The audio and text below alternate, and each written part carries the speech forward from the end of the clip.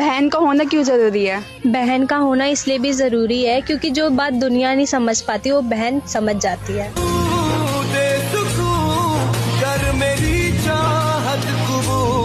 बहन का होना क्यों ज़रूरी है? बहन का होना इसलिए भी ज़रूरी है क्योंकि जो बात दुनिया नहीं समझ पाती वो बहन समझ जाती है।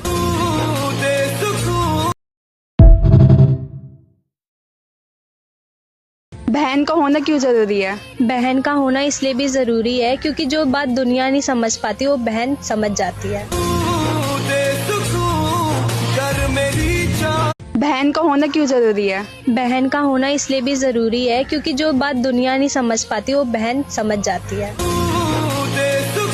बहन का होना क्यों ज़रूरी है? बहन का होना इसलिए भी ज़रूरी है क्योंकि जो बात दुनिया नहीं समझ पाती वो बहन समझ जाती है।